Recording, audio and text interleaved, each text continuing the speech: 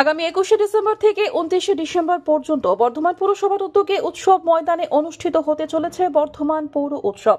এই উপলক্ষে মূল মঞ্চে যারা অনুষ্ঠান করতে ইচ্ছুক তাদের বাছাই পর্ব শুরু হয়েছে শুক্রবার থেকে পুরসভা ভবনে। এ বিষয়ে পৌর আধিকারিক সোহিনী লোধ জানান, বর্ধমান পৌর উৎসব শুরু হতে চলেছে 21শে ডিসেম্বর থেকে, চলবে 29শে ডিসেম্বর অবধি। সেই কারণে আমাদের এবার নতুন ইন্ট্রোডিউস করেছি আমরা লাইভ অডিশন। সেটার জন্য আজকে 6 তারিখ, 6, 7, 8 3 দিন পর পর লাইভ অডিশন হবে। আবৃত্তি, সমবেত সঙ্গীত, গানের যে সেক্টর গুলো রয়েছে, সঞ্চালন, সবকিছু সেটাই আজ থেকে শুরু হলো।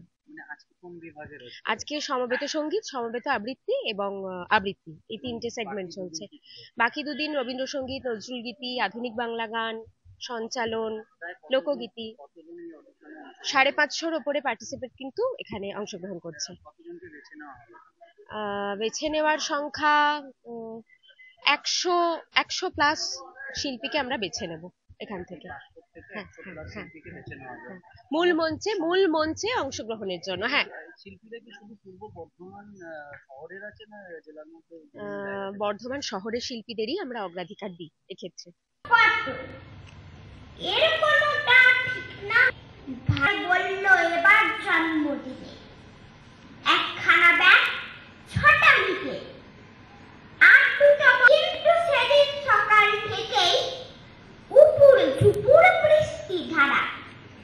দোকান বাজার গোস্বামীর লেখা কবিতা সৎকার গাঁথা। আমরা যেদিন আগুনের নদী থেকে তুলে আনলাম মার ভেসে যাওয়া দেহ, সারা গা জ্বলছে। বোন, তোর মনে আছে প্রতিবেশীদের চোখে ছিল ওঠা ঘাড় তুলে এগিয়ে এসেছে অভিজ্ঞ মোড়লেরা, বলেছে এ সভা বিধান দিচ্ছে শোনো, দাহ করবার অধিকারী নয় এরা। সেই রাত্রে। পূর্ব বর্ধমান থেকে তন্ময় ঘোষের রিপোর্ট, আনন্দ বার্তা।